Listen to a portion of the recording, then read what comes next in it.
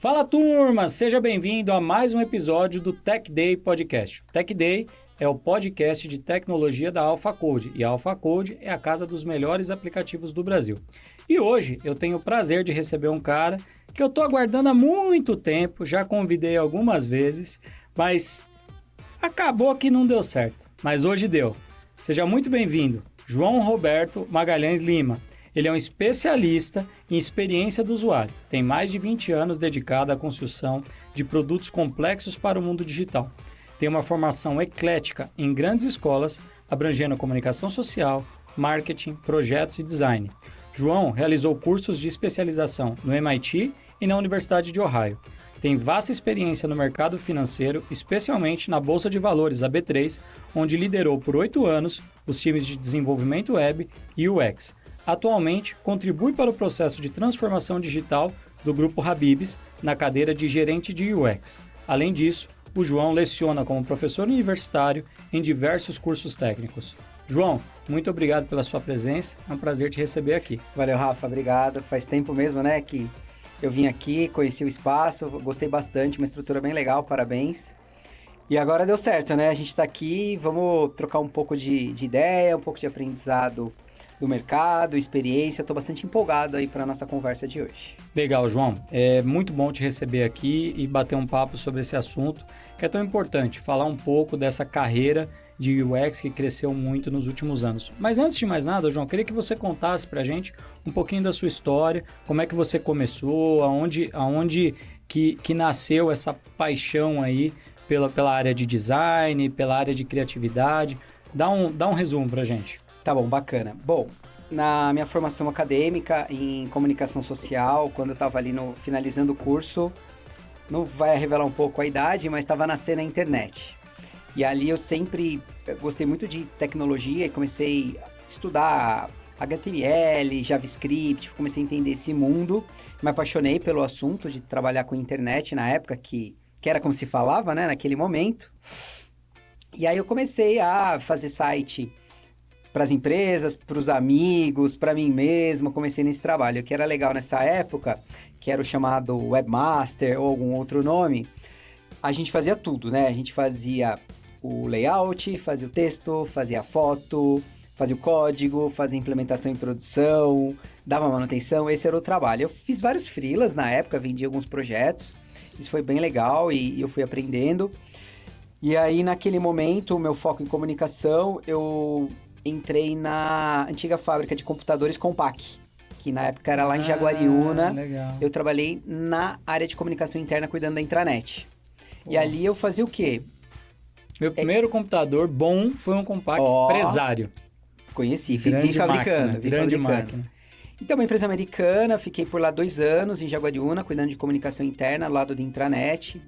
E ali o trabalho era receber o padrão visual da matriz, acesso aos ambientes. E dentro da fábrica que eu trabalhava, tinha muita comunicação, tanto público administrativo e público de fábrica. Então, era desde programa de prevenção a acidente, alguns calendários de eventos daquele site, né, daquela planta ali de fábrica. Isso foi muito legal. Eu fiquei lá por 2 anos. No paralelo, eu já dava aula de informática e eu também dei aula em algumas escolas, então quem conhece vai lembrar, SOS Computadores. Eu dava aula de CorelDRAW, quando se ensinava Office, né, Word, Excel, PowerPoint, também PageMaker, que era o aplicativo de construção web na época. E eu fui aprendendo, estudando e comecei a dar aula e entrei numa outra escola, a People Computação, que depois foi comprado pelo grupo Wizard, que virou by Pearson e tá enorme ali. Mas eu fiquei também uns 6 ou 7 anos na People Computação dando aula de desenvolvimento web, que naquela época envolvia desenho, concepção, codificação, JavaScript, implementação. Então fazia toda a cadeia. E aí, nesse trabalho, a minha experiência pregressa, eu consegui entrar na Bolsa de Valores, que na época ainda era Bovespa, também na área, já na área de digital da área, cuidava também tanto de intranet, internet e extranet. Então, toda a comunicação de contato entre a Bolsa e os bancos e corretoras era o canal extranet. E ali o meu papel, ele era muito como arquiteto de informação. que é entender ali, falar com a área de negócio, entender que informações ela quer publicar, o como ela quer publicar. E aí, Rafa, foi uma experiência bem legal, que eu fui, né, recém-formado, fui entender um pouco o mundo financeiro, o mundo de bolsa, que era um mundo naquele momento muito distante. Para você ter uma ideia, tinha só 400 mil investidores no Brasil. Hoje nós estamos chegando a 5 milhões e meio. Então, olha o tanto de pessoas físicas que entraram no mercado. A Bolsa tinha um programa bem legal de popularização, ainda continua, educação financeira e popularização do mercado financeiro. Era ali momentos bem diferentes, mas foi uma experiência bem legal. E meu papel ali era entender o hard do negócio, aquela dificuldade, aquela coisa dura, e transformar isso em comunicação, em tela, né, comunicação digital e traduzir. Para você ter uma ideia, alguns momentos bem legais, eu tive a oportunidade bacana de participar ali na Bolsa, do boom ali em 2008, 2009, quando o mercado financeiro voltou a crescer. Começou a ter novos IPOs. E aí a gente, para rodar, para começar a dar audiência no canal, tinha os eventos, né, do IPO, que era ali no antigo espaço do pregão, onde ia tocar o sino, isso simboliza o mercado financeiro. Eu peguei uma câmera fotográfica e uma plaquinha de captura, na época, que era tudo separado. Aí ela no evento, descia lá no espaço, tirava foto, filmava ali uns minutinhos o toque do sino, corria para minha mesa, descarregava no computador e publicava isso na web. E começava a dar uma audiência bem legal. Então esse assunto mais amigável de bolsa para pessoa física, eu tive a oportunidade bem legal de participar disso muitos anos na minha carreira. Então era um pouco desse trabalho do dia a dia, entendeu? Era bem divertido. Conheci gente bem famosa, Xuxa, Eike Batista, consegui participar de IPOs ali no evento, né, em si, de empresas bem legais, assim, Natura, eu participei, Frango Assado que teve, eu participei, bacana. Que eu sei que é um cliente bem legal de vocês, então eu participei de muitos eventos, mas nesse trabalho mesmo da comunicação digital. Legal. Então, por quê? Porque isso gera audiência naquele canal, propiciava engajamento.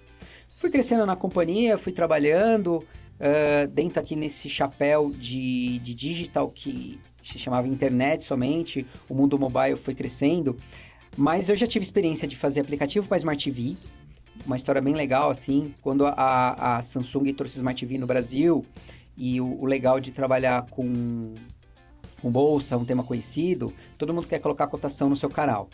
E aí eu fiz junto com um outro parceiro que a Samsung disponibilizou, um aplicativo de Smart TV de ver cotação. Então ele passava o ticker, né, de cotação, a gente fez o lançamento no Brasil, teve um evento muito bacana. Outro tema na minha carreira bem legal, assim, que eu acho que foi legal, foi quando a Google lançou o Google Chrome no Brasil.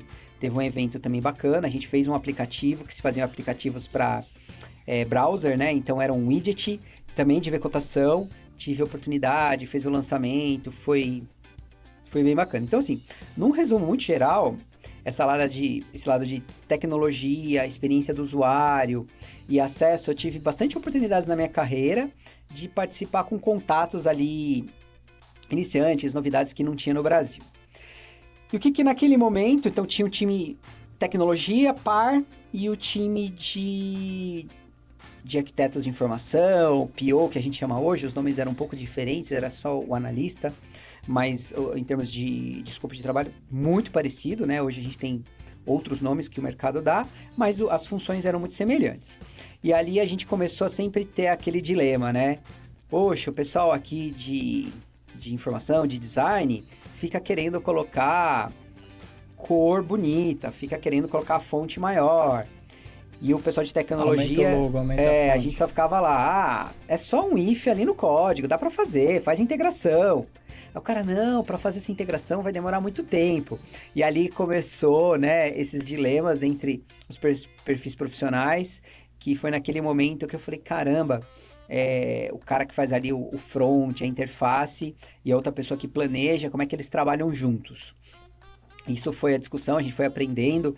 Era um momento que fisicamente todo mundo ficava do lado, tinha as discussões positivas e negativas, tinha aquele pontos de brincadeiras ou conflitos, normal, mas foi uma fase muito legal. Aí a empresa foi evoluindo, foi crescendo, juntou com outras empresas do mercado financeiro, quem conhece o mercado financeiro juntou com a BMF, depois CETIP, saiu a B3, fiquei lá um bom tempo, orgulho de trabalhar lá. Mas um momento legal, Rafa, é que Ali eu trabalhei liderando 2 times, time de experiência do usuário e time de desenvolvimento. E ali muitas coisas, né, que eu achava que, puxa, vai dar um caldo bom aqui, né? Vamos conseguir os 2 times ter uma cocriação, ter um trabalho legal. Em alguns momentos sim, em outros momentos ainda era separado o processo. Então, o time de UX design ali pensava, definia a interface e aí passava para a tecnologia e fazia. Lógico que estou generalizando, tinha projetos que tinha toda uma criação legal, mas tinha projetos que não, era, poxa, de novo, por que você tem que ficar preocupando só ali com a cor? Olha aqui o que eu fiz, olha o meu código, que maravilhoso. E a pessoa de design olhava, caramba, é só um if aí, como se fosse um menosprezo.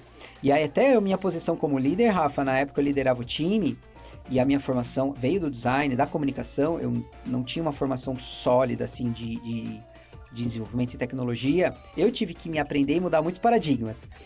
Porque eu comecei a entender e valorizar a dificuldade de codificar, de fazer uma arquitetura de solução, de fazer uma integração. E foi muito legal, porque isso aumentou meu repertório, eu parei, fui estudar o assunto, falei, caramba, isso aqui deve ser interessante.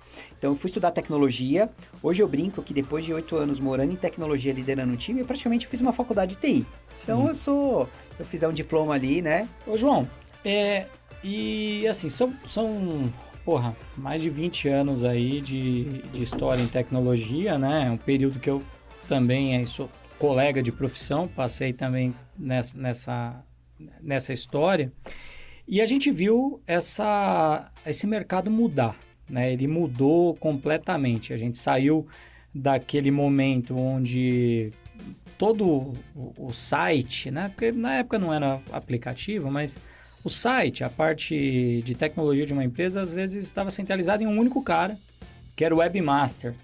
E aí depois isso talvez foi separado em 2 caras, depois em 3. E hoje a gente tem uma infinidade aí de carreiras, de áreas, de especializações. Pô, a gente lidera times aí com dezenas de pessoas para construir produtos digitais, né?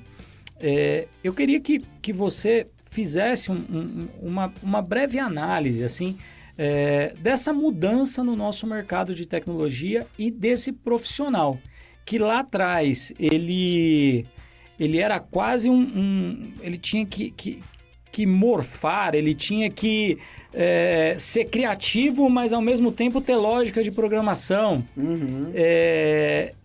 Fala para mim um pouco de como você enxerga essa evolução do nosso mercado de tecnologia e explica um pouco mais para a audiência, para quem não está tão familiarizado com esses termos, o que é esse profissional de UX hoje e qual que é a responsabilidade dele?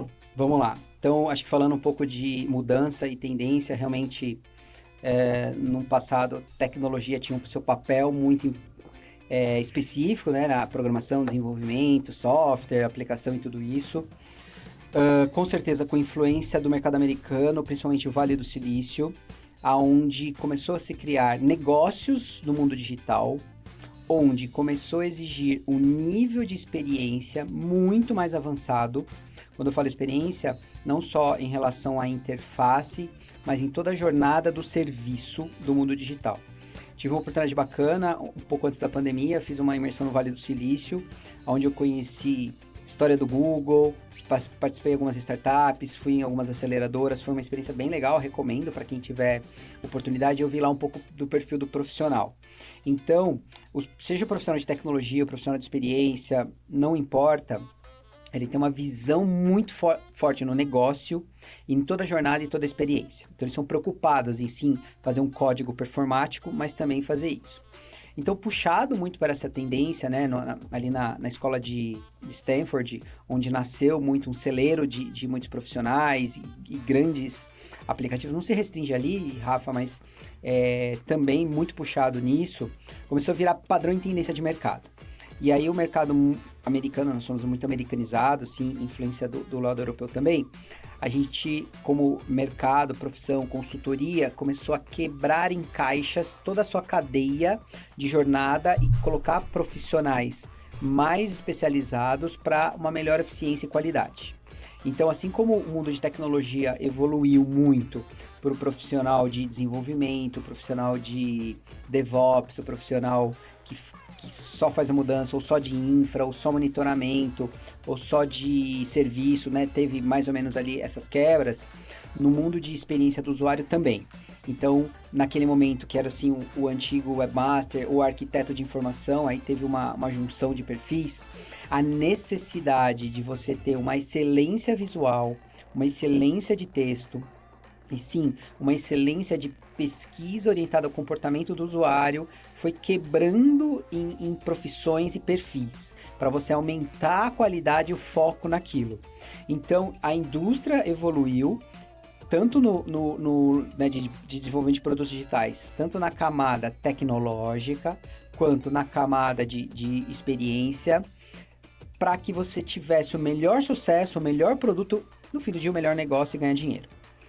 E aí foi entrando outras disciplinas, né? Gestão de projetos, que era aquele projeto tradicional, cascata, que veio do mundo de engenharia civil, conservadora. Isso também entrou o mundo de softwares, né? Então, o mais conhecido, começou lá como é que era? O Prince, depois o PMI, né? Começou a evoluir essas disciplinas, essas ciências, e o Scrum ganhou um boom muito forte, principalmente motivado pelo aquele conceito de fazer rápido, errar rápido, construir rápido. A escola americana, ela é muito boa nisso, em relação a embalar as coisas e jogar isso para o mundo acadêmico e transformar isso em selos. E isso foi crescendo de uma maneira tão grande que nos últimos anos a gente criou dentro da área de produtos, né? Você tem várias disciplinas. Então você tem a parte de UX mesmo, que ele, né, faz a pesquisa, entende o comportamento humano, ele entende a interação humana entre tela e a pessoa, independente do device, né? Se isso é celular, se é computador, se é um totem de autoatendimento, se é uma tela de carro ou um relógio, são todo tipo de interação. Então, o estudo da interação humana, interface, é uma ciência que existe há muito tempo, mas ela focou muito em produtos. Então, esses 3 vetores. Agilidade é uma maneira de construir projetos, metodologias. A parte de design valorizada, e quando eu falo design, eu estou falando de ergonomia, momento que eu consumo aquela informação, eu estou falando no conteúdo, né, naquela mensagem amigável, na minha linguagem. Então, lembra, acho que você lembra, Rafa, o Twitter, quando nasceu, foi muito legal, divisor de águas ali nas redes sociais, que ele usava aquela baleia no erro 404, né, que o 404 é o erro de quando página não é encontrada. Não era comum você usar uma imagem, né, uma iconografia que antes você escrevia lá, 404, né? Naquele modelo mental antigo. Então, esses são exemplos de provocações que, muito puxado pela indústria americana, ele começou a pensar e quebrar paradigmas. Então, eu coloco sim, principalmente na escola de Stanford como um todo, que ali nasceram muitos profissionais, muitos negócios, né, do Vale do Silício, começou a cascatear isso para o mundo todo, mundo europeu. Eu não falei ainda de Ásia e nem China, que é mais recente, é um outro modelo mental, é uma outra coisa, é um outro bicho. Depois a gente pode falar também um pouco de como é que é o UX no mundo asiático, que é um pouco diferente do mundo ocidental nosso aqui. Então, hoje, se a gente trazer para o contexto de hoje, você tem a ciência, as áreas de produtos digitais. Dentro dos produtos digitais, você tem a forma de trabalho, onde cada empresa adequa a sua necessidade. Vou te interromper. Eu vou explicar para minha mãe. Tá, foi muito técnico, né? Você ficou com cara de ué. Eu vou explicar para minha mãe. Tá. Produtos digitais. Vamos lá.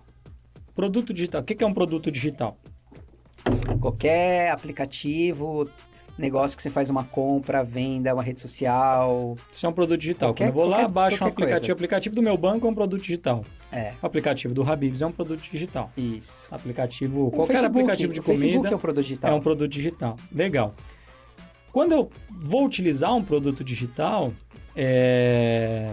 em alguma dessas telas, qual é o papel desse profissional do UX? O que ele está tentando atingir para esse produto digital? Para resumir, muito simples, ele vai entender o que a gente chama hoje de jornada. Então, jornada é o que o usuário, a gente chama de usuário porque ele usa o serviço, não necessariamente é um cliente. O usuário é quem usa o serviço. Quem usa o serviço. É todas as etapas que ele usa o serviço. E aí tem um grande olhar da jornada. É o que ele faz e o que ele precisa.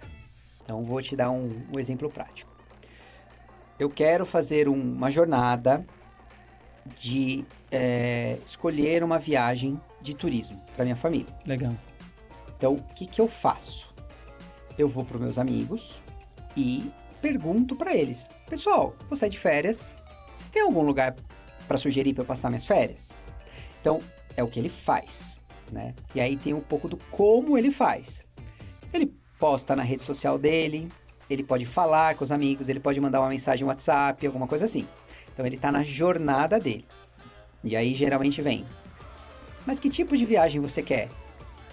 Exótica, exterior, Europa, Brasil, natureza? É uma outra informação. Então, na jornada dele, ele está interagindo. E aí, ele pode ir lá e perguntar para os amigos: vocês têm alguma sugestão de uma jornada, de um local de férias de natureza?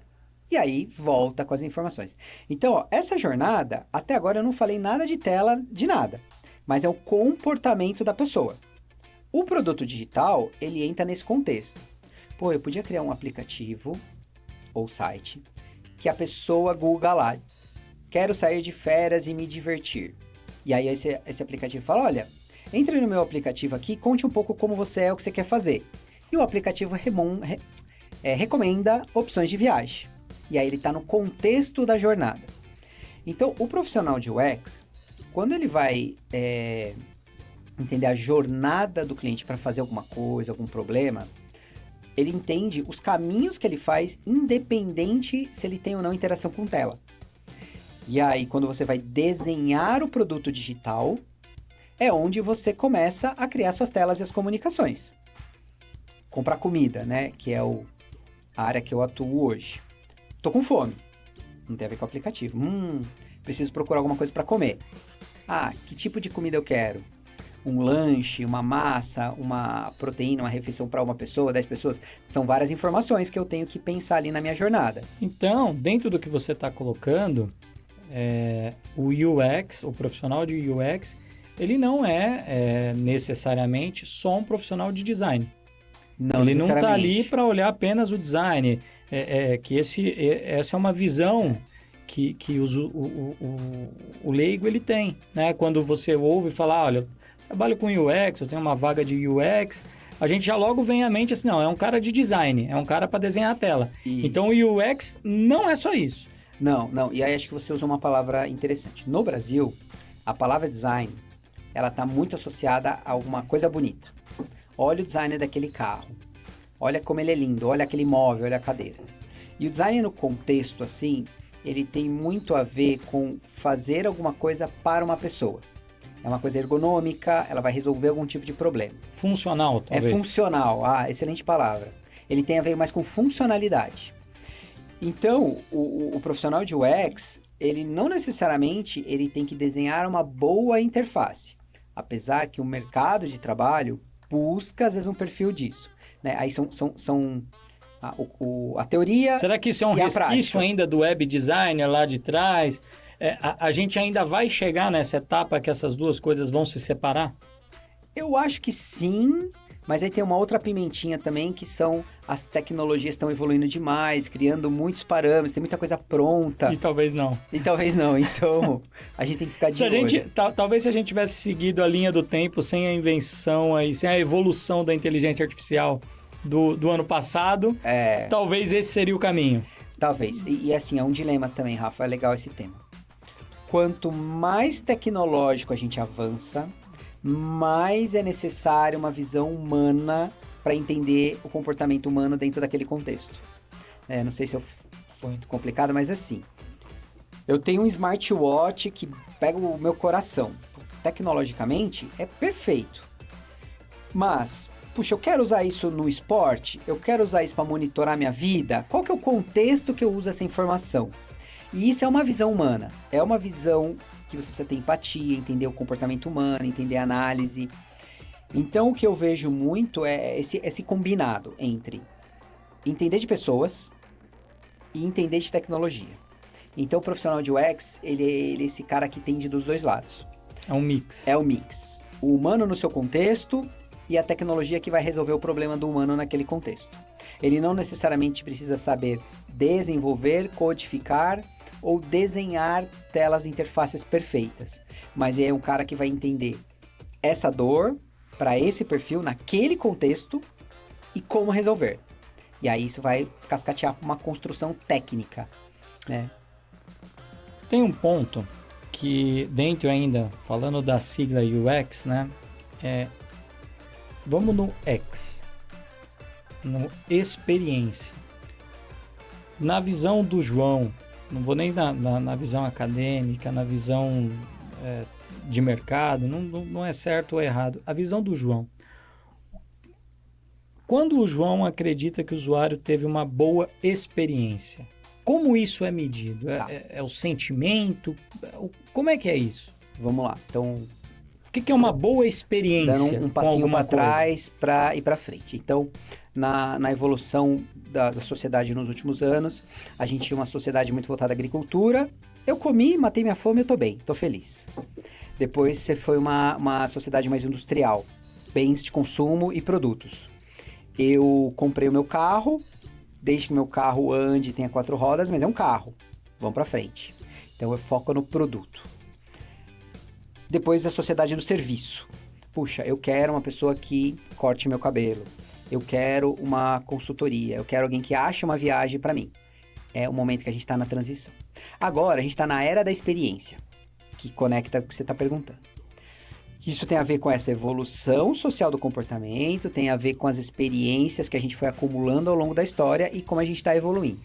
O modelo da sociedade hoje, que está muito em transformação, principalmente aqui Brasil, Europa, Ásia, e lógico, América do Norte, eu não quero só um produto que funcione direito, porque isso é obrigação. Ter um carro que é seguro, que ande, que tenha airbag, que tenha step ou não fure o pneu, isso eu não vou questionar, isso para mim é básico. Eu não questiono mais, porque eu já passei dessa evolução. Agora, eu quero ter uma experiência, porque para mim, eu não questiono isso. Então, eu quero ter um carro que seja fácil de guiar, que tenha um piloto automático, que eu não precise ficar me preocupando com o trajeto que ele vai resolver esse problema para mim. Entendeu? Então, a gente está na era da experiência, as pessoas dessa geração que veio nos últimos anos, ela valoriza a experiência, ela tem uma questão de marca, né? Algumas gerações, ela estava muito preocupada se aquela marca era de confiança, independente se tinha um bom ou não produto ou boa ou não experiência, ela confiava na marca. Agora, o grande dilema das marcas, e por isso que as marcas estão se reinventando em posicionamento, eu propicio uma boa experiência, e a experiência é um pouco relativo de acordo com o seu público. Então, acho que Apple, a experiência vai desde a embalagem, fazer o unbox, né, tirar da caixinha ali, até consumir o produto, integração, né? Quem teve a oportunidade de trocar de celular, no caso do mundo Apple iPhone, você pega seu aparelho velho, olha para ele, fez backup, digita seu ID do novo, puf, em poucos segundos você tem um aparelho novinho, tudo configurado. Isso é experiência. Que faz ligação e que seja rápido, eu consigo ouvir? É quando você sai da característica. A característica ela é o básico. Exatamente. Exatamente. É o que tem que... eu volto um pouco, falando de Apple ainda, no conceito, se a gente voltar lá atrás, antes de iPhone ainda, de iPods, né? Eu nunca vi a Apple falar assim, compre este novo iPod porque ele tem 64 GB. Não. Porque ninguém quer saber quantos gigas ele tem. Ela falava assim, cabe 10 mil músicas. Cabe 10 mil. Tire fotos incríveis. Faça seu vídeo sozinho. Você vende o resultado do que o produto faz, né? Eles fazem isso com os Macs até hoje, né? Crie mais, produza mais. Ele não está preocupado em falar da característica técnica. Agora... Você falou de um ponto que eu acho que é importante. Experiência, ela está diretamente ligada, aí eu vou te falar um pouco da minha visão, né? No sentimento que você sai após interagir com algo. Um produto, uma empresa, qualquer coisa. Você termina de interagir com aquilo, você fica feliz, satisfeito, ou você fica emputecido. Né? Então, para quem tem dúvida do que é UX, pelo menos na minha visão, liga para o call center de uma telecom, você vai saber, ou de uma telecom, ou de uma empresa aérea, e você vai saber o que é uma UX ruim. E a gente não está falando de tela, a gente está falando de experiência. Você termina a ligação exausto, com vontade de se matar. Exatamente. Né? E do outro lado, no outro extremo, né, você tem lá a empresa que eu acho que sempre foi referência global de experiência, de satisfação do cliente, que é a Disney. Né? Onde eles tentam cuidar de todos os momentos que você está dentro da empresa. Eu recentemente vi uma matéria sobre a Disney, porque eu sou fanático com Disney. Vi uma matéria que eu não sabia, que a Disney tem dentro de todos os seus parques um chaveiro lá, 24 horas. Porque caso você perca a chave do seu carro, eles vão fazer uma chave nova para você. Caramba. Porque não é responsabilidade deles cuidar da sua chave, mas se você perder a chave 12 horas depois de parque e não conseguir sair do estacionamento, acabou a experiência. Exatamente. Acabou a experiência. Então, para eles é muito barato ter um chaveiro lá dentro para cuidar das... E isso é a experiência do cliente. Porém, eu quero te fazer uma pergunta. Experiência não está diretamente relacionado a aumentar custo de produto? Como criar produtos que tenham uma experiência de excelência, uma experiência de valor, mas que ao mesmo tempo respeitem as realidades de mercado, que sejam viáveis para o mercado? Beleza. Custo na As perguntas vão ser fáceis não, tá? Não, tranquilo. Custo na sua semântica, né? As despesas que você tem na aquisição do investimento, seu material, a gente pode trocar por investimento. Investimento, né? Todo dinheiro gasto, mais lucro é o preço que você dá ali, né? Mas sim, é um aumento de custo. Mas acho que a gente tem que trazer, então, valor, proposta de valor. Então, quando eu gero valor, aí eu não estou falando de financeiro, eu estou falando de realmente de encantar, gerar uma boa experiência, aí o custo fica relativo. Esse é um desafio de UX. O UX servindo o negócio. Como eu crio uma experiência sem arrebentar o custo. É isso. E aí, acho que até voltando, tem a ver com a definição que eu entendo de UX. O UX, ele é o dilema entre atender os objetivos da empresa com a lente e as expectativas do cliente. Então, o UX, ele tá nesse meio de campo. A expectativa do cliente é comprar o produto de graça. Não é atender o cliente a qualquer custo. Não é atender o cliente a qualquer custo. UX não é. Uma boa UX não é aquela que o cliente fica 100% satisfeito e você quebra a empresa. Isso, porque nós estamos falando aqui do mundo corporativo, de quem quer trabalhar, mudar de profissão, a galera que quer entender um pouquinho mais, então acho que esse é o objetivo aqui, trazer pro dia a dia, né? Então o UX ele vai ser o advogado do cliente, sim, em relação aos pontos de contato, mas ele também tem a empresa que está pagando o salário, a empresa que tem que lucrar. Tem que ser viável. Tem que ser viável, vamos ser realistas.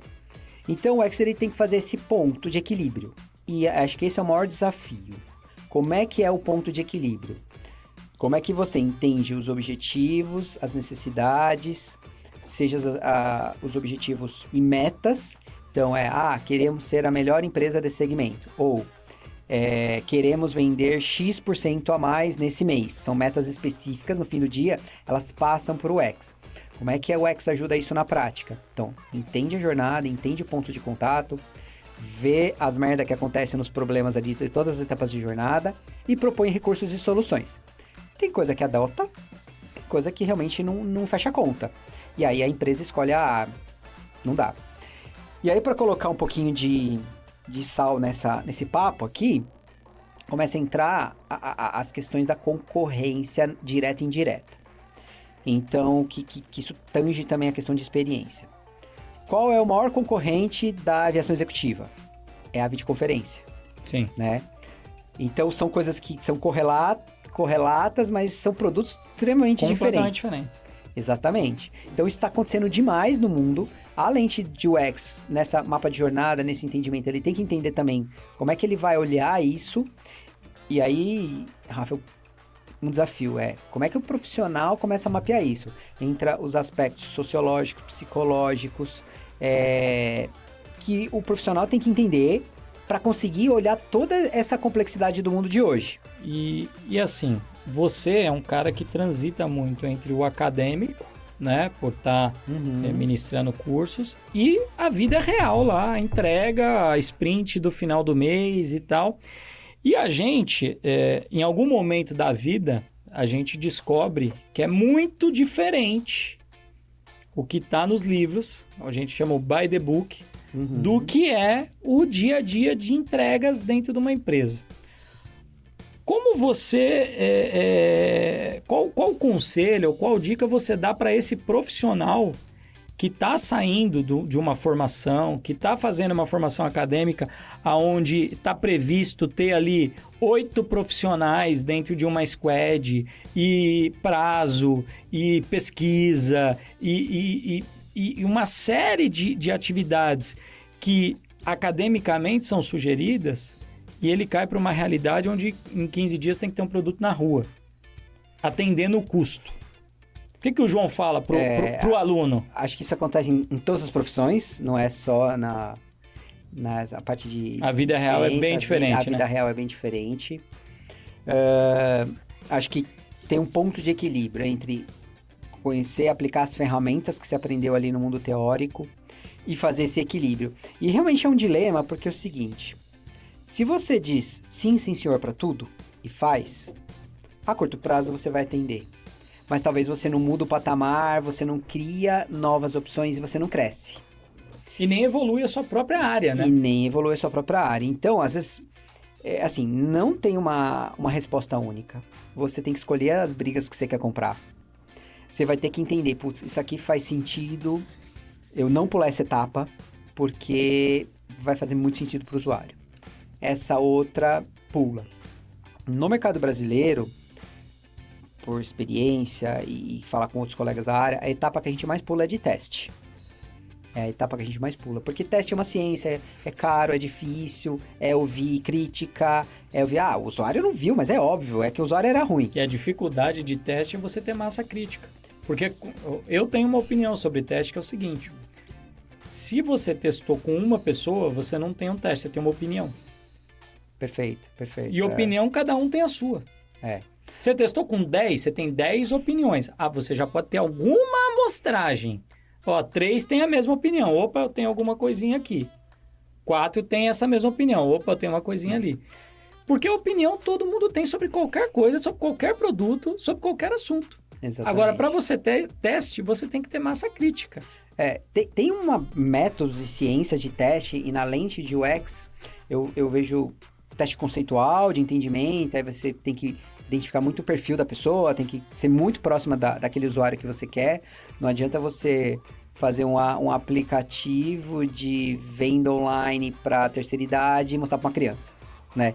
Então, não fecha. Não vai fechar a conta. Não vai fechar. Você tem que identificar, tem alguns métodos para você capturar os aspiracionais, entender. Tem sim o cálculo de quantidade para realmente ter estatisticamente uma coisa que faz sentido. E isso na fase de concepção, desenvolvimento da aplicação. E depois na fase de entrega, vamos testar se isso aqui realmente está funcionando, está valendo. E testar é caro, porque é retrabalho, você tem que voltar. Então esse é um exemplo de como é que é mundo teórico e na prática. E acho que isso vale para o desenvolvimento também, né? Acho que quando você vai ali, aprende fazer um algoritmo, fazer uma semântica, fazer todo o desenvolvimento, você também pula umas etapas, você faz alguma integração que não deveria fazer de alguma maneira. E isso pode, depois lá na frente, causar uma instabilidade no seu produto, né? Ali no aplicativo, no site, não importa no que você está construindo. Ô, João, e já que agora há pouco você falou de briga, vamos falar da briga que realmente permeia todas as áreas de desenvolvimento de basicamente todas as empresas durante muitos e muitos anos, que é a briga entre devs e designers, né? Os programadores e UX designers, pessoal da criação, pessoal do desenvolvimento, que no fim das contas a gente sabe que o pessoal da programação está sempre certo, né? Não, lógico que não. Pô, eu tô aqui para defender esse lado. Não vem com essa não, vem com essa não. A gente sempre está certo, sempre buscando ali a melhor performance. Tô brincando. Já tive dos dois lados e faço essa mediação há muitos anos. Mas fala pra gente um pouquinho, como é que é essa briga dentro dos departamentos? Relaxa que eu não tenho, Rafa. Não, como assim? Como assim? que aqui o editor tem lado. O editor tem lado? O editor tem lado? Vamos lá. Bom, Mas a audiência eu acho que vem pro meu lado, mas tudo bem, vamos lá. vamos lá. Realmente é um paradigma, uma briga. Tecnologia se acha, às vezes, um pouco mais empoderado porque fez um curso de 5, 6 anos, algoritmo, várias disciplinas de matemática, perdeu noites e noites de sono. E aí eu tendo a concordar que quem é formado em engenharia de computação ou qualquer engenharia ou programação é realmente duro na queda, porque não é uma formação.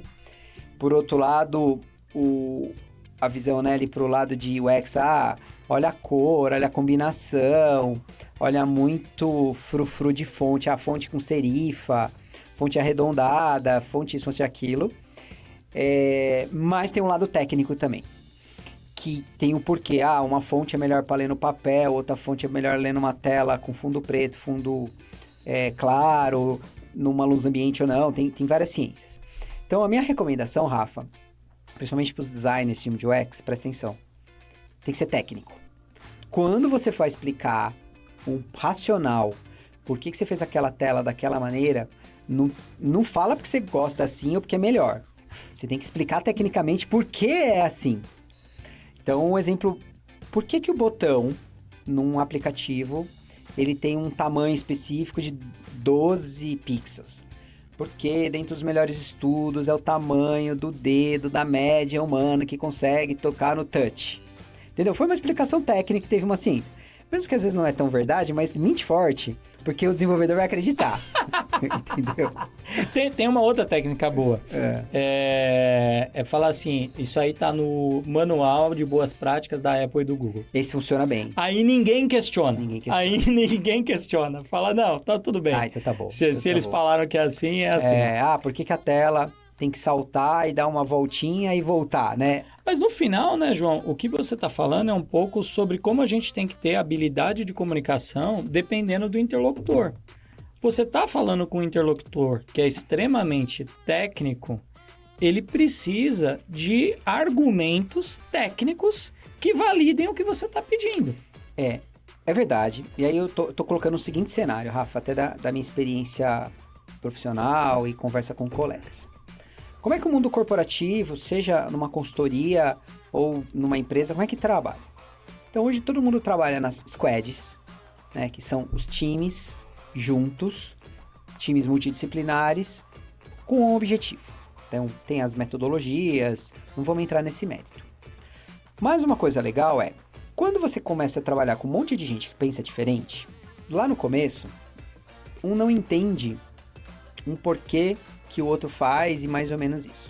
À medida que o tempo, os conflitos, a lavação de roupa suja vai acontecendo e as discussões, você vai passando o tempo, um começa a entender melhor o porquê do outro. Aí você fica mais produtivo, entrega mais rápido. Então eu gosto muito desse método. Joga o time junto, vai se matar ali. De vez em quando você joga uma água fria, um pano quente ali pra não sair, não ir pro lado pessoal. Mas no fim do projeto, né, passando ali 3, 4 meses...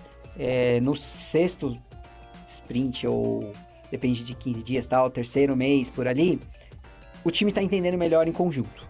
Ferra tudo quando você tem que trocar uma pessoa, sai, é da vida, a gente sabe que acontece. Mas um começa a entender melhor o outro, você começa a ter um melhor sincronismo da equipe. Então, assim, a dica tudo bem você ter profissional júnior, pleno, sênior, tudo bem você ter profissionais de perfis diferentes, mas ter ferramenta, ambiente virtual, físico, que eles trabalhem juntos, se for físico até melhor ainda para essa conexão, vai ajudar muito. Eu vi um defensor do presencial aqui. Não, físico, Foi eu falei isso presencial, que eu senti? não. Corta isso. Eu ouvi um defensor do presencial. Tem seus valores. Tem seu valor. Tem seu valor. Defina físico. Tem seu valor. Tá bom. Passou. Só abrir uma tela do Discord ali, um fala com o outro. Vai. Em alguns momentos legais, mas eu acho que o cara a cara ali, ele dá uma aceleradinha assim. Na curva. Eu já tive a oportunidade de trabalhar nos dois modelos. E ali você vai, entende, e acaba um pouco esse nojinho entre os perfis, tá? Como eu te falei, é o momento do mercado hoje.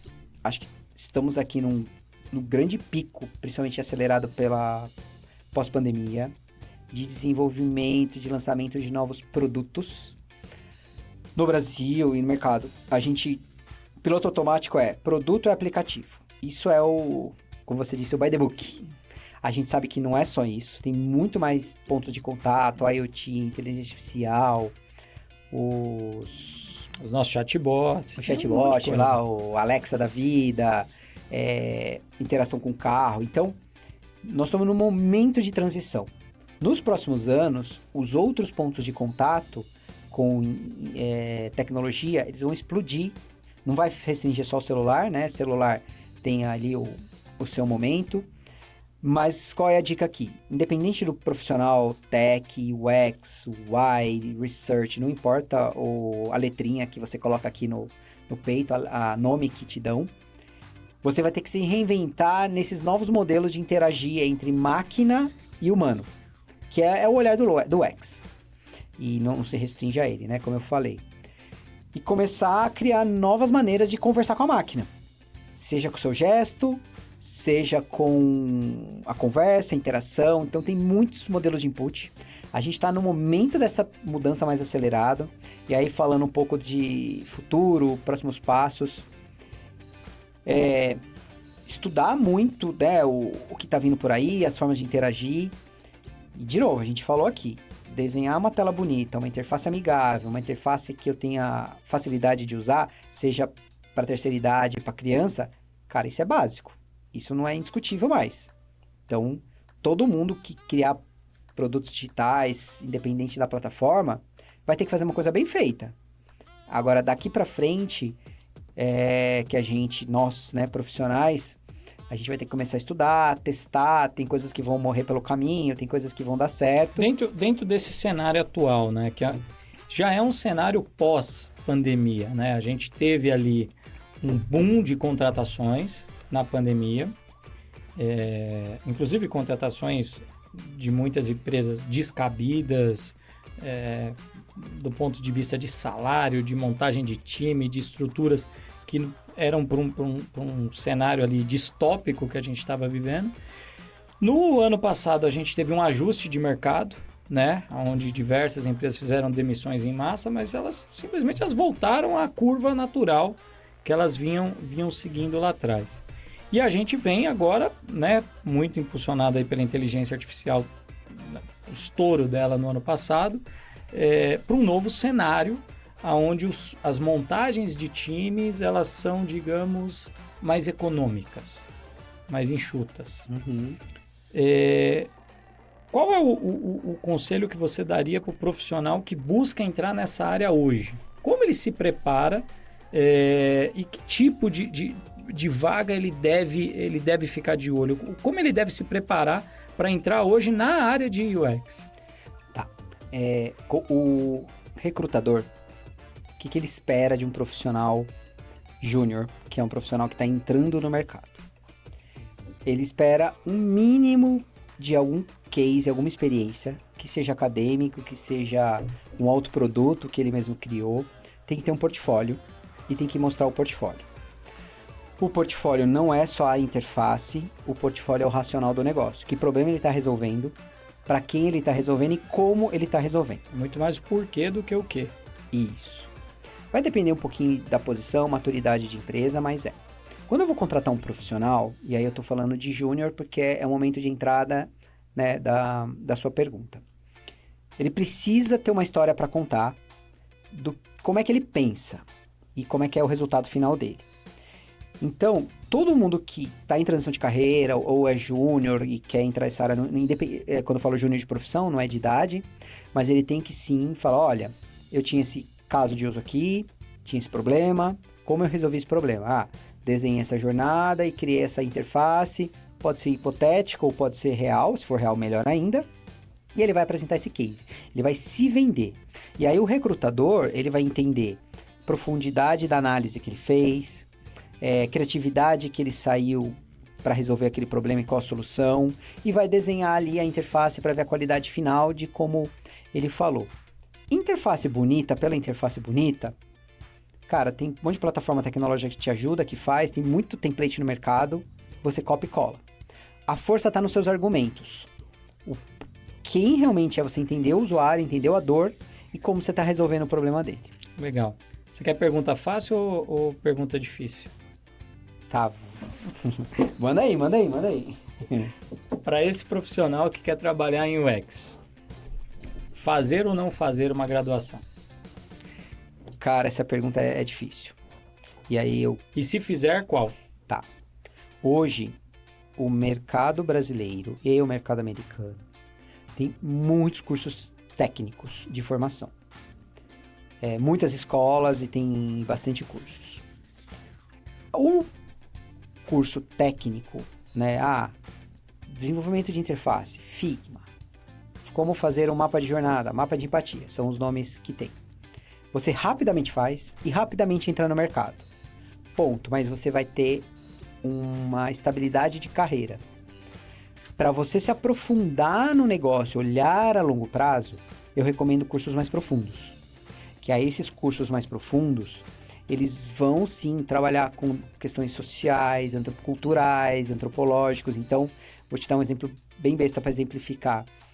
A tela que o ocidental aqui gosta são telas muito cleans, muito limpas, pouco texto.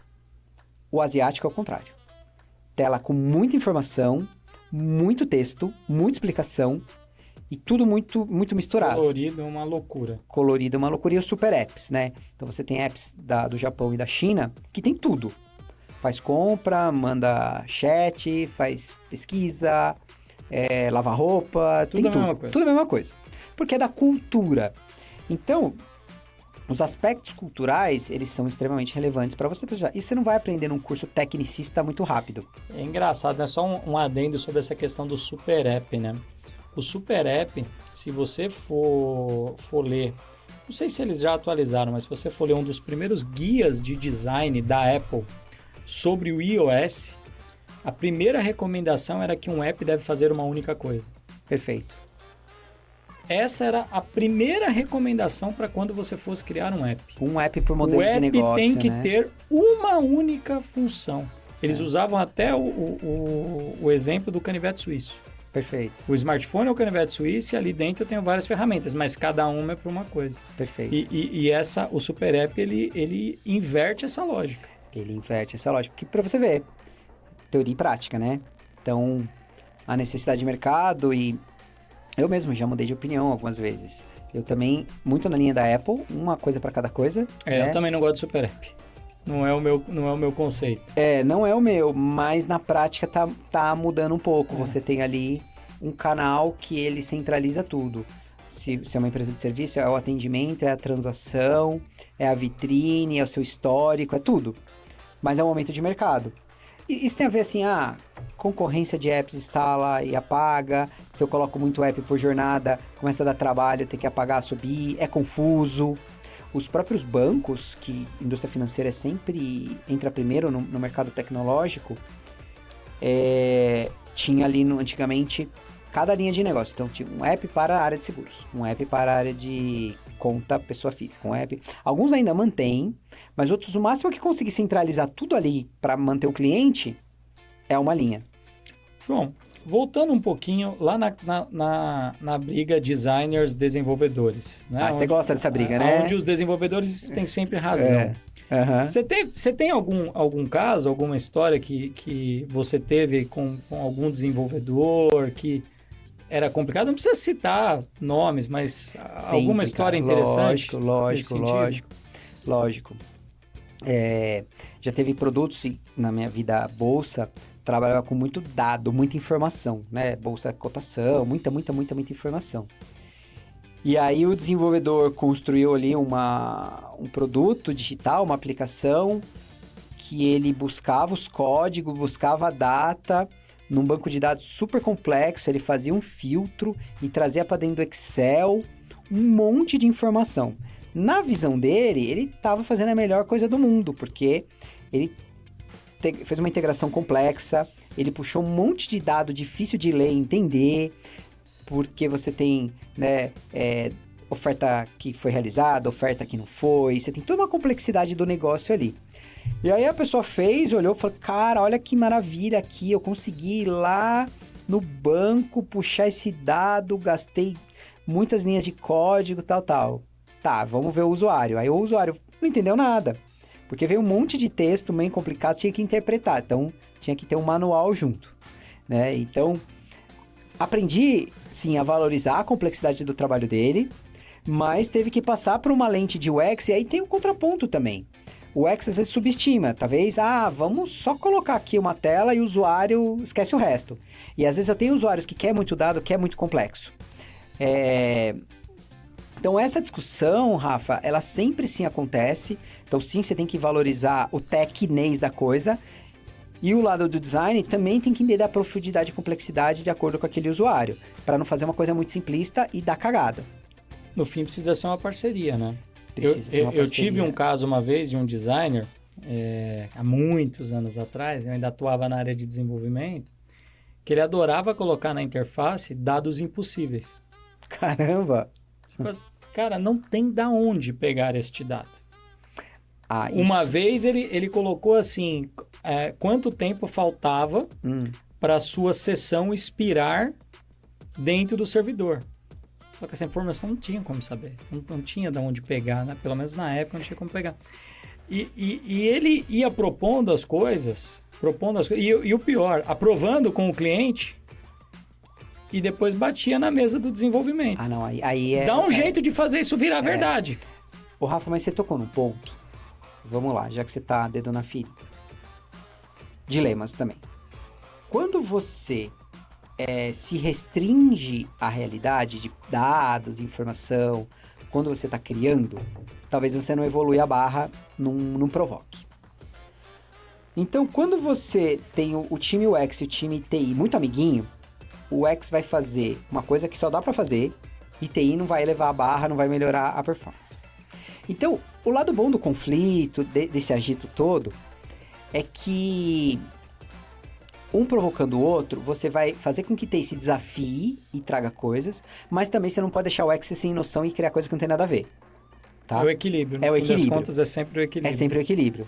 E essa palavra é difícil, porque equilíbrio é uma construção, ele é relativo. Então, como hoje, depois de muitos anos, erros e acertos, como eu gosto de trabalhar?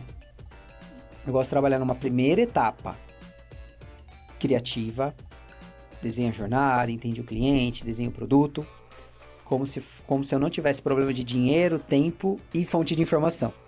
E faz um mundo maravilhoso. Deixa a tecnologia dizer que não dá. Eu sei que muitas coisas, e aí não grava não. Tô mandando pra TI coisas que eu sei que não tem, mas é justamente para provocar, para criar um pouco desse calor. E aí volta para a prancheta e fala, tá bom, isso aqui tira, isso aqui muda, isso aqui faz. E aí você tem um ponto de equilíbrio. Tá, é um pouco... Não grava da maneira que eu gosto de trabalhar. Sei. Mas faz sentido. Faz sentido.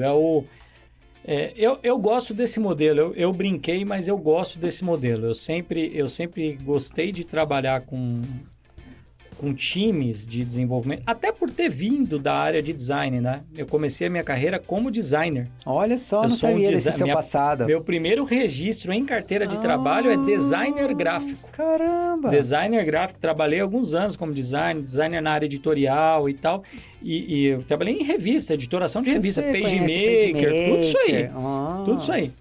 Eu vim da área de design e migrei para a área de desenvolvimento. Entendi. Eu migrei com 23 anos, Cara, eu comecei na área de design com 15 anos. Meu primeiro registro em carteira é com 15 anos. Então eu trabalhei 8 anos como designer para depois migrar para desenvolvimento. Entendi. Então, quando eu juntei essas duas coisas, e é engraçado até porque a primeira vaga boa que eu peguei de desenvolvimento, o líder, o chefe do desenvolvimento da empresa era um designer. E ele me contratou porque eu falei para ele, cara, eu sou programador agora, mas eu fui designer. Olha só. Então, eu posso fazer essa ponte entre as duas coisas. E foi isso que me deu a vaga. Entendi. Eu posso fazer essa ponte entre essas duas áreas. Por quê? E por ele ser designer, né? Isso me ajudou muito a crescer na empresa, porque eu era o desenvolvedor que respeitava design. olha só. Que respeitava design. No entanto, que assim, toda a galera lá do desenvolvimento trabalhava com Linux na máquina. Eu trabalhava com macOS. Porque eu vim da área de design, trabalho com macOS até hoje, a vida toda. E sempre sou até hoje, quem trabalha comigo sabe, eu sou muito chato com tipografia, alinhamento. Cara, você pode me mandar uma apresentação de PPT com 100 slides. Ou um projeto de app com 100 telas. Se na primeira eu olhar e o título estiver desalinhado, eu não consigo avançar na análise. Entendi. Eu não consigo avançar na análise, porque para mim aquilo tem um aspecto muito feio. E agora, dando uma dica para quem é da área de dev. O dev que se preocupa com design, ele está 20 passos na frente de todos os outros devs. Todos os outros. Eu cheguei uma época trabalhando com essa pessoa a fazer o seguinte. Ele era muito chato com alinhamento, tamanho de fonte e tom de cinza. Era muito, muito chato com isso. E eu fazia montagem de front-end. O que eu fazia? Eu pegava na época ele fazia os layouts no Photoshop, né? Não era Figma e tal. Gerava um JPEG da página, colocava ela no background, no código. Eu colocava ela como background do HTML, do body do HTML, e montava o HTML em cima daquele JPG no fundo. Então, ela era exatamente uma foto. Perfeito. Exatamente uma foto. Eu lembro de uma vez que eu fui apresentar para ele uma tela e ele falou, não, mas isso aqui tá torto. Eu falei, tá. No seu design. Caramba. Não tá. Pode abrir. Eu fiz exatamente como está no seu design. Você quer que eu corrija? Eu posso corrigir para você. E aí a gente ficou muito amigo por causa desse tipo de coisa, entendeu? Então, o desenvolvedor também, ele precisa entender que respeitar alinhamento, respeitar fonte, respeitar a cor, é extremamente importante para o aspecto do produto. Porque, na minha visão de UX, importa tanto quanto se algo é bom ou se algo parece bom. Não adianta ser bom e não parecer bom. Perfeito. Não adianta. Você pode ter o melhor sistema do mundo, mas o cara abre ele, cara, a fonte do título tem serifa, a do menu não tem, a do subtítulo tá maior do que a do título, o alinhamento daqui não bate com o daqui. O usuário, isso que eu acho muito interessante do design, é que o usuário leigo, ele olha para aquilo e ele não sabe explicar o porquê aquilo é ruim, mas ele sabe que é ruim. Ele sabe. Tem a ver com o olho humano, né? É o lance do produto de baixa qualidade, o produto chinês, o produto ruim. Na verdade, você olha para o produto, você não sabe explicar por que ele é ruim. Mas você não gosta, né? Mas você não gosta. O olho humano... Ele já é treinado para bater o olho e falar, cara, isso, alguma coisa aqui não... E no final, acaba que é o design, né? Exatamente. A gente tem um problema hoje também, Rafa, que o mercado cresceu muito, entrou muita gente no mercado. E você tem profissionais também de formação ruim, que não tem um olhar tão apurado, de tamanho de fonte, de padrão. Sobre o olhar apurado, eu vou falar um pouquinho de UX. Eu tinha levantado esse ponto com você no nosso pré-papo aqui. Experiência de usuário, né? As melhores experiências de usuário com produtos digitais ou não digitais, produtos físicos, estão normalmente nos produtos de maior valor, né? Vamos lá, a gente tem uma experiência de usuário num iPad Pro que é muito superior a qualquer tablet de R$500 chinês que você compra no varejo. Esse profissional, eventualmente, ele só teve acesso a esse produto de R$500 de baixa qualidade. Como esse profissional que durante toda ali a sua vida só teve acesso a produtos onde a experiência é baixa, como esse cara pode suprir esse gap para propor experiências de alto padrão, se aquilo não faz parte do dia a dia dele? Então, acho que aí tem que seguir ferramenta e metodologia. Então, dentro do processo de trabalho, você tem algumas etapas que benchmark, referência, né? Olhar cenários análogos, né? Isso é igual a isso, é muito parecido com isso. E aí você começa a criar referência. Então, você tem que estudar mesmo o tema, você tem que começar usar quando possível, né? Aí entra aquela questão da empatia, que é se pôr no lugar do outro. E empatia não é uma coisa fácil, tem uma certa complexidade, que é o exemplo, né? O cara não tem todo um histórico, um background.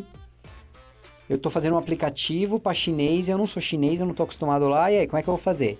Tá muito distante da minha realidade, né? Então, eu posso entrevistar um chinês, eu posso fazer benchmark desse mercado, eu vou estudar cultura, sociologia, vários outros pontos para me ajudar a ter essa lente e levar a barra. Então, no fim do dia, assim, cara, se você ficar parado no ponto de vista de investir no conhecimento, realmente você não vai ter um bom resultado. Você vai ter que ir atrás. E aí é trazer o especialista, trazer o lado consultivo e falar com as pessoas. Legal. E, João, ainda falando para quem quer entrar na área, né? Quem está buscando entrar na área de UX, essa é uma área que ela vem se expandindo, né? Hoje você tem o profissional de testes, o profissional de interface, né? A história de usuário. Dentro dessas novas possibilidades, que área você recomenda, você acha que é a melhor oportunidade hoje para esse profissional tentar buscar oportunidades? Você diz o profissional... Profissional de UX. Hoje onde que você acha que, ele deveria... onde está mais quente? Né? Eu, na área de programação, eu poderia falar, vai em tal linguagem de programação, em tal framework, em tal... Dentro de UX, hoje vale o cara investir bastante energia em testes, ou bastante energia na criação de histórias de usuário, ou em Figma, aonde o cara coloca hoje as fichas dele? Tá. Acho que assim, no conhecimento de um profissional... Júnior, tô falando de um cara que tá começando no mercado. Ele precisa ter uma noção... Ele não quer errar. Ele precisa ter uma noção de Agile, de Scrum, de alguma metodologia ágil, porque o dia a dia dele vai cobrar. Se ele não entende um pouco dos rituais, mas isso um curso vai ajudá-lo a entender esses rituais só para ele se comunicar, tá? Ainda nem entrando no mundo do tático em si. O Figma, que é a ferramenta de prototipação, principalmente no mercado brasileiro, ele é padrão de mercado. Tem vagas que você lê que ela pede outros produtos, outras ferramentas, mas se você... aí muda um pouco a tecla, muda alguns conceitos, mas o conceito geral, o Figma é mais fácil de aprender, muito poderoso, então eu recomendo você ir por ali. Ah, João, mas eu não quero fazer tela, não quero fazer layout. Não necessariamente eu tô falando para você fazer interface, para você saber criar um wireframe, para você conseguir opinar um produto, fazer uma análise, fazer um protótipo. Então você tem diferentes níveis de utilidade do Figma. Né? E o Figma tem o FigJam, que é o irmãozinho do Miro, que você vai fazer jornada, desenho, entrevista, workshop, você vai documentar, vai falar. Então, essas duas ferramentas hoje para o mercado brasileiro, elas são básicas. Photoshop morreu nessa área? Photoshop morreu. Morreu. Você usa Photoshop, eu uso lá no... o João não, né? O Habibs usa o Photoshop quando você precisa trabalhar com fotos, fazer uma edição, uma composição, com alta complexidade, tom, sombra. Não é o que o meu time faz, meu time recebe esse material pronto, né? Usa muito pouco. Então, realmente, Photoshop é old school, né? Esse aqui é o corte perfeito, tá? Photoshop morreu. Esse é o perfeito. Porque é polêmico, né? Mas isso que eu acho que é incrível da nossa área de tecnologia é como ela muda muito rápido. Muito rápido. O software, né? Não, o sonho do profissional, né? O profissional de... e não precisa ir muito longe, tá? Talvez 24 meses atrás, ou 36 meses atrás, eu abri uma vaga de UX designer aqui, o cara sentava na minha frente, ou na frente do entrevistador, e falava, eu conheço Photoshop e tal, e papapá, e papapá. O Photoshop hoje é completamente irrelevante. Para perfil de UX, sim. Para web, de maneira geral. Para web em geral, Lógico, putz, assim, principalmente no mundo food ou qualquer coisa que imagem ela converte... Mas é quase que um outro profissional, né? Não, é um outro profissional, É um cara que outro não é perfil. de web, né? Não, Tratamento de imagem, é outra coisa. E rola um dilema, porque o cara do criativo, da criação, daquele conceito, ele sim é InDesign, Photoshop, ele vai trabalhar nesse... O cara que vai fazer o KV. O KV. Famoso KV. O KV, o Key Vision, exatamente. O X não. O X ele vai trabalhar interação, tela e humano e vai sim usar demandas do criativo do Photoshop. A composição de uma experiência digital, quando você tem um KV, uma tela muito linda, vai ser muito melhor, tá? João, para quem está buscando hoje desenvolver um produto digital e vai se aventurar a não contratar o AlphaCode e vai montar um time de UX e de desenvolvimento. Vamos falar do UX. Perfeito. Quais são as peças principais que esse cara precisa ter dentro desse time? Tá, eu vou falar de disciplinas e não de pessoas. Tá? Então você tem o UX que vai cuidar de arquitetura de informação, jornada, vai falar com o cliente, vai entrevistar, vai mapear dor, oportunidade, ganho. Ele vai fazer esse trabalho, então é o UX Design ou UX, tá? Você tem o profissional de UX Research, que é o nome para aquela função que vai fazer pesquisa antes, durante o produto existir ou até depois.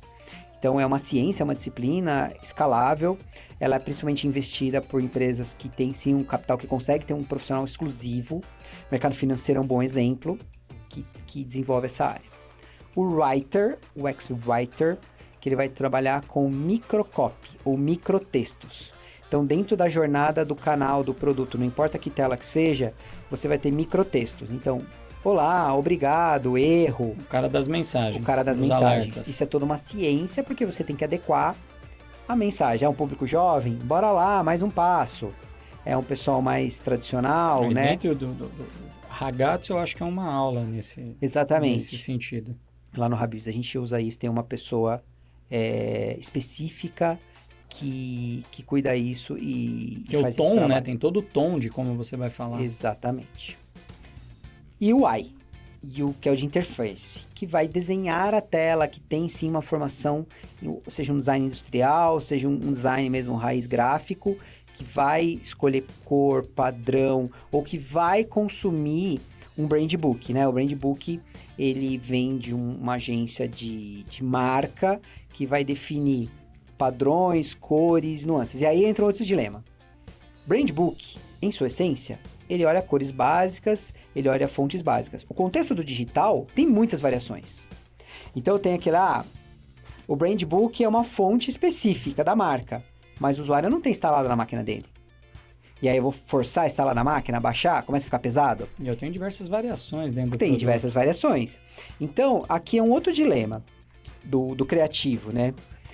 Quando ele constrói todo o brand book, os padrões de cores, Pantone, nuances, para o digital, você tem que cascatear, que a gente chama de design system, que é onde você vai ter outras variações, outros funcionamentos, que a maioria das vezes não está prevista no brand book, e tudo bem, tá? Não é quer dizer que o brand book definiu que aquilo é lei. É uma expansão do brand É uma book, expansão. talvez. Porque o mundo digital, né, a gente estava falando, aplicativo é o maior, mas você tem jogos, você tem tela grande de console, você tem smartwatch, tela de carro. Então você tem muitas coisas, muitas variações que um brand book não vai conseguir prever e também nem seu papel. Então eu sempre brinco que os profissionais de UX têm essa licença poética de cascatear mais temas aqui do brand book. E eu vou fazer uma pergunta mais polêmica também. Dentro desse time de produto, né, da parte de UX, da parte criativa, que foi montado, vamos imaginar que você está trabalhando ali, você falou das cadeiras, não das pessoas. Vamos imaginar que você está trabalhando ali com 4 pessoas dentro desse time. Esse time, ele funciona melhor numa democracia ou esse reino tem que ter um rei? Cara, depende da maturidade do time. Geralmente um tech lead para o mundo técnico e um ex-lead, ele é importante, ele é necessário. Ter alguém que dê a palavra final. Ter alguém que dá os padrões e os direcionamentos. E aí vai dar maturidade. Times muito maduros vão seguir os guias e vão tocar. Então, existe uma ciência que a gente não falou aqui, que é o Design Ops, operação do design. Então, você tem, quando você olha Design UX no contexto de um projeto, e aí você define cor, tela, jornada, experiência, lindo, maravilhoso. Hoje, o mercado e as grandes corporações que têm esse espaço, elas criam um processo de design chamado Design Ops. O Design Ops, ele contempla todas as ciências e disciplinas do design. Então, ele fala assim, olha, primeiro você tem que entrevistar o usuário, você tem que ter pesquisas, tem que ter um mapa de jornada, mapa de empatia, entende a dor, desenha, wireframe, texto, blá. É uma etapa do processo que a operação do design te disse. A segunda etapa ele fala assim, tá, legal. Quando você for construir interface, todo botão próximo tem que ser próximo, com letra maiúscula, da cor verde, porque verde é bom, com setinha apontando para a direita. Então, você não tem que pensar. Então, os times dessas empresas mais maduras, eles vão ter que ir lá no Design System, que tem o padrão, e olhar a metodologia e seguir aquilo. Entendeu? Então, ele tem uma autonomia para criar. Então, se no contexto do totem de autoatendimento, eu tenho um card de foto de produto, o card tem um tamanho, uma cor, profundidade, se eu for criar um novo produto, eu não tenho que pensar, alguém já pensou para mim, é só implementar. Eu ganho escala, agilidade, tempo, isso entra no parâmetro do desenvolvimento, tá? Então, Design Systems eficientes, ele vai até a linha de código, aonde eu, desenvolvedor, eu já pego o código, aquele CSS, eu copio e colo na minha aplicação e não tenho que pensar. Avançado nível 3, nível Jiraiya aqui, Ninja, tokenização. Design System com tokenização. O que quer dizer isso na prática? É uma informaçãozinha que fala assim, se for para a marca A, fica azul. Se for para a marca B, fica verde. Se for para o relógio, fica pequeno. Se for para a tela grande, fica grande. Então, o tokenização, que é como hoje o design está no nível de excelência, você cria sua biblioteca de componentes, você coloca esses códigos, o Figma ajuda, tem tudo meio pronto no mercado. E o desenvolvedor também não tem que pensar, não tem que gastar tempo encodando. São os frameworks, né? Os frameworks visuais, né? São os frameworks visuais, exatamente. E aí o trabalho do Design Ops, que também é uma cadeira, que é uma cadeira de padrões, ele vai dar os guias para os times de se desenvolver e funcionar sozinho. Mas foi legal você puxar esse assunto, porque eu acho que isso puxa um fio que faz pensar. Se eu padronizo tudo, tá? Eu tenho um design system que padronizou tudo. Como eu trabalho com aquele profissional que tem um perfil criativo, e eu já tive esse tipo de situação na carreira, o cara fala, não, mas cara, eu não posso criar nada. E no fim das contas, o cara, ele não fica com a criação limitada no momento que eu tenho um design system que define tudo? Vamos lá. Dentro do método, ele tem que ter o argumento do por que mudar. Porque mudou o contexto, mudou a tecnologia, mudou a plataforma, e aí ele vai justificar e sim, pode mudar, e entra. E aí, Rafael, uma dica aqui também, dica de ouro da experiência prática. Design System não é um produto que ele acaba. Ele é recorrente. Então você tem muitas releases, muitas versões. Empresas maduras têm um ou mais de um profissional só para cuidar de Design System. Onde ele vai estudando esses novos padrões. Entrada de novos elementos no Design System. Exatamente, perfeito. Novos elementos você vai desenvolver no Design System. Então, já passei por isso na minha vida profissional prática, onde chegou num determinado contexto, não tinha aquele elemento que não foi pensado. E aí o designer foi lá e falou, cara, para esse contexto, eu preciso pensar isso. Que era uma aplicação de custódia de corretora, onde juntava corretora com corretora, porque você tinha um cenário onde você olha só uma corretora sozinho, quando você olha multicorretoras, como é que eu olho o mix de informação? Ninguém pensou nisso naquele momento. Pensou, lindo, desenvolveu o funcionamento da componente, codou o componente e foi morar no Design System e virou uma biblioteca para todo mundo. Aí traz o contexto de acessibilidade, conteúdo, tá? Então, ressaltando aqui para quem não conhece. Design System é interface, é código, é conteúdo e acessibilidade digital. Não necessariamente nessa ordem, nessa salada de itens, mas ele olha tudo isso. E aí você vai criar o melhor componente com código mais performático dentro ali do framework que você escolheu, pensando em acessibilidade e pensado na linguagem e texto e conceito. E a tokenização é o nível de excelência, onde você vai dar escala ainda quando você tem multimarcas, multitelas para fazer o seu trabalho. Legal. João, tendo em vista essa transformação que a inteligência artificial está trazendo para a tecnologia, está mudando todo dia a capacidade, a gente estava discutindo aqui antes do podcast, né? Qual é o futuro desse profissional de UX? Para onde essa carreira deve caminhar, na sua visão? Tá, eu enxergo dois braços que a gente tem que olhar. O primeiro é como ferramenta. Então, trazer as ferramentas de inteligência artificial para potencializar o seu trabalho.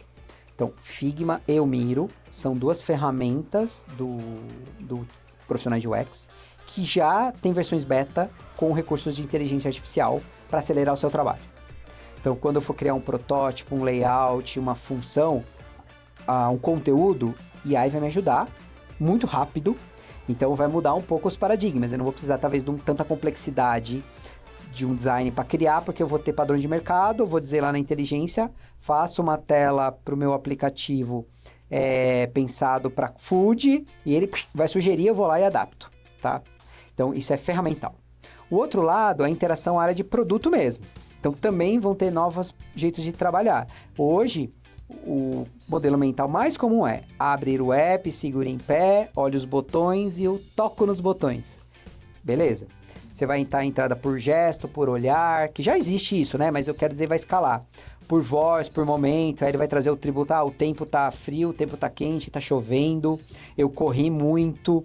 Então, isso vai virar mais parte do dia a dia. Já existe isso, então, aplicativos de saúde, alguns outros contextos, mas ainda é num contexto pequeno. Então, o profissional de UX, ele vai ter que acompanhar os novos padrões de interação humana e interface que a Apple e a Google, que por enquanto são esses, mas vão evoluindo, né? Tem outras marcas aí no mundo da China, tem outros players. E começar a criar produtos, desenvolver produtos com outro jeito de falar com a máquina. Tá? Num resumo muito simplista, acho que é isso, Rafa. Perfeito, João. João, quero te agradecer por ter vindo aqui, compartilhado todo esse conhecimento com a gente. Queria que você deixasse aí, para quem quiser te acompanhar, quais são as redes sociais, e deixasse uma mensagem para esse profissional que quer entrar na área de UX, como você inspira ele a entrar nessa área hoje e seguir essa carreira que é tão bacana, tão bonita e tão importante para a área de tecnologia. Perfeito. Quem quiser me acompanhar no LinkedIn, tá? Me procura ali como João Lima, que vocês vão me encontrar, né? Tá barra João Lima no LinkedIn, depois se der você pode deixar Vamos colocar na descrição. Na descrição, acho que facilita. Eu faço bastante publicações ali, pelo menos uma vez por semana, algum tema, alguma coisa que eu estou estudando, algum dilema de coisas para frente ou coisas para trás, reflexivas, artigo ou alguma coisa que eu compartilho, então acompanha ali que você vai acompanhar. Eu acho que a dica de ouro, assim, que do profissional que tem formação, seja os meus seguidores, seja os alunos que eu tenho, você vai ter que estudar muito tecnologia e humana. Não tem como fugir, Rafa. Não tem. E aí eu falo, né? Estudar. Eu vou ter que ser programador? Não. Mas você vai ter que ter um repertório o suficiente para argumentar com o programador.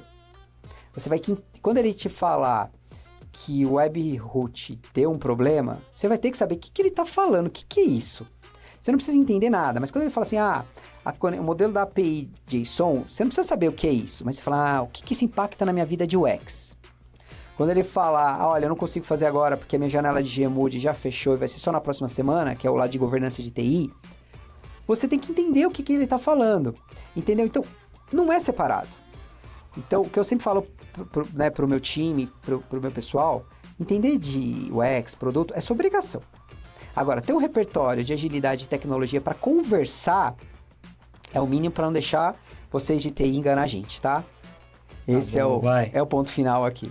Bom, gente, Tive o prazer de receber o João, ter esse papo bacana sobre o UX e semana que vem a gente está de volta. Até mais!